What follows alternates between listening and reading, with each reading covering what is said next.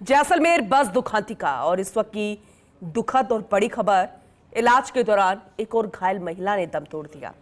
बेहद अफसोस के साथ बता रहे हैं कि मरने वालों का आंकड़ा बढ़ गया है।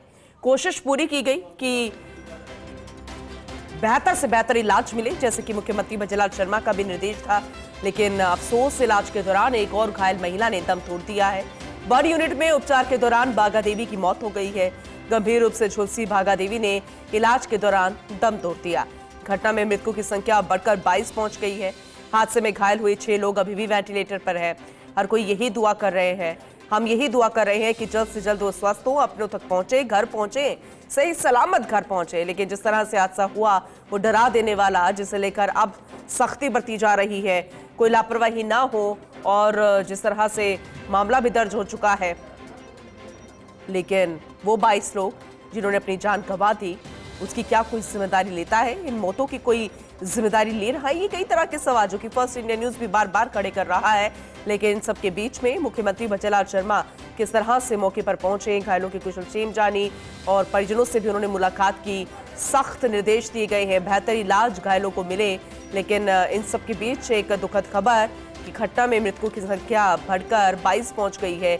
एक और घायल महिला ने दम तोड़ दिया है। जोधपुर से हमारे रेजिडेंट एडिटर राजीव गौड़ जुड़ चुके हैं, ज्यादा जानकारी उनसे लेंगे। राजीव जी, बेहद दुखद खबर है कि मरने वालों का आंकड़ा बढ़ गया है, एक और घायल महिला ने दम तोड़ दिया है। आप जरा करंट अपडेट कीजिएगा।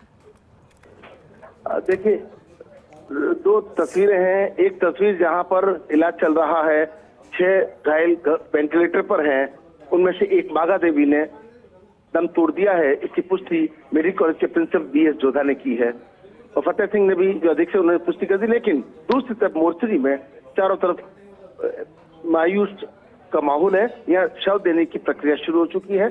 DNA की रिपोर्ट आने के साथ में शव की प्रक्रिया। देखिए, इसके बीच में एक और अपडेट करना चाहेंगे। मुआवजे की मांग को लेकर के मोर्चरी में जो मृतक है उनके परिजन धरने पर बैठ गए हैं, मांग कर रहे हैं कि मुआवजा तो तत्काल प्रभाव से घोषित किया जाए। कुल मिलाकर के उस पूरे मामले को नियंत्रित करने के लिए जिला कलेक्टर गौरव अग्रवाल और जो DCP विनीत बंसल पूरे जाब्ते के साथ मौजूद है और लगातार शव देने का सिलसिला जारी है। एमओए सरकार ने व्यवस्था कर रही है। तमाम BJP के कार्यकर्ता हैं, चाहे जनप्रतिनिधि हैं, चाहे जैसलमेर के विधायक छोटू सिंह है, वो यहाँ पे मौजूद है। उप महापौर श्री कृष्ण लड्डा मौजूद है, भाजपा के जिलाध्यक्ष देहात के त्रिभुवन सिंह पाटिल। कुल मिलाकर के पूरी कोशिश है और प्रभारी मंत्री मदन दिलावर जो हैं वो खुद यहाँ जोधपुर डेरा डले हुए हैं। तो कुल मिलाकर के ये जो मौत हुई है उसके बाद एक खतरा एक और मंडरा रहा है कि जो 6 वेंटिलेटर पर है, पर ईश्वर उनको जान बख्श दे। सब दुआएं कर रहे हैं उनकी जान बच जाए। उनमें कुछ बच्चे भी शामिल बताए जा रहे हैं। उम्मीद करते हैं कि सब कुछ अच्छा हो। जी बिल्कुल, हम भी यही उम्मीद कर रहे हैं राजीव जी। आगे भी अपडेट आपसे लेते रहेंगे। फिलहाल बहुत शुक्रिया ये जानकारी देने के लिए। लेकिन बेहद दुखद मामला है। इलाज के दौरान एक और घायल महिला ने दम तोड़ दिया। लेकिन इन सबके बीच ये भी जानकारी कि अब मुआवजे की मांग पर परिजन अड़ गए हैं। उनका मानना है कि मुआवजा इस तरह से दिया जाए क्योंकि जो चले गए हैं उनकी जगह तो कोई भर नहीं सकता, लेकिन मुआवजे से थोड़ी राहत जरूर मिलेगी। अब देखने वाली बात होगी कि जिस तरह से संवेदनशीलता नजर आ रही है राज्य सरकार मुखिया की तरफ से, सख्त निर्देश है कि बेहतर इलाज घायलों को मिले और जिन लोगों ने अपनी जान गंवा दी उनके परिजन भी किसी तरह से किसी भी मुश्किलों का सामना ना करें। भविष्य में उनके लिए क्या बेहतर किया जा सकता है, ये अब देखने वाली बात होगी, क्योंकि फिलहाल अभी हर कोई संवेदन यहाँ पर नजर आ रहा है, संवेदनशीलता दिखा रहा है और अब मुआवजे की मांग भी यहाँ पर सामने आ रही है। लेकिन किस तरह से इस पूरे मामले को आगे देखा जाएगा ताकि भविष्य में वो परिजन जो है इस त्रासदी को जब याद करें, इस घटना को याद करें, इस दुखांतिका को याद करें, तो फिर थोड़ी सी मरहम अगर लगाने की कोशिश जो राज्य सरकार द्वारा की जाए या प्रशासन द्वारा की जाए, थोड़ी सी मरहम लगती नजर आए। और ये बेहद अहम भी हो जाता है किसी भी सरकार के लिए, जो कि हमें तस्वीरों में भी नजर आया। कुछ जब मुखिया यहाँ पर पहुंचे हमने वो भी देखा। लेकिन इन सब के होने के बावजूद भी यानी कि बेहतर इलाज मुहैया, लेकिन कहते हैं ना कि उन्हीं को कोई टाल नहीं सकता।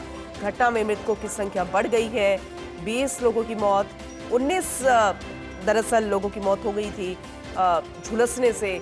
एक व्यक्ति जो कि हॉस्पिटल पहुंचते पहुंचते जिसने जान गंवा दी। कल एक और मामला आया कि 21 आंकड़ा हो गया और आज 22 मृतकों की संख्या हो गई है। अब जैसलमेर बस दुखाती का सिर्फ 20 घंटे में डीएनए पहचान भी प्रक्रिया पूरी हो गई है। जैसे कि हम आपको कह रहे थे कि सरकार प्रशासन लगातार मॉनिटरिंग कर रही है, बेहतर इलाज, बेहतर प्रक्रिया, बेहतर प्रोसेस यहां पर चल रहा है और इसीलिए मात्र 20 घंटे में डीएनए पहचान प्रक्रिया पूरी हो गई है। प्रभारी मंत्री मदन दिलावर द्वारा लगातार मॉनिटरिंग का ही नतीजा है। बस में लगी आग में झुलसे 19 शवों की डीएनए पहचान प्रक्रिया पूरी हो गई है। महज 20 घंटे में डीएनए पहचान प्रक्रिया पूरी कर प्रशासन ने काफी तेजी दिखाई। जोधपुर, बीकानेर और जयपुर से आए एक्सपर्ट्स की संयुक्त टीम ने असाधारण कार्य करके दिखाया है। सभी 19 शवों का डीएनए मिलान सफलतापूर्वक किया गया है। पूरा हादसे में 2 अन्य शव पहले ही परिजनों को सौंपे जा चुके हैं। एक ही रास्ते में और दूसरे 10 वर्षीय बच्चे की इलाज के दौरान मौत हो गई थी। कलेक्टर गौरव अग्रवाल से लेकर medical college principal BS Jodha ने भी गंभीरता दिखाई। महात्मा गांधी अस्पताल अधीक्षक फतेह सिंह लगातार मॉनिटरिंग कर रहे। सभी शवों को एम्बुलेंस के जरिए भिजवाया गया उनके निवास स्थान पर और ये बेहद दुखद मामला, यानी कि मृतकों की संख्या बढ़ गई, लेकिन इन सब के बीच में सरकार और प्रशासन की तत्परता भी हमें देखने को मिली।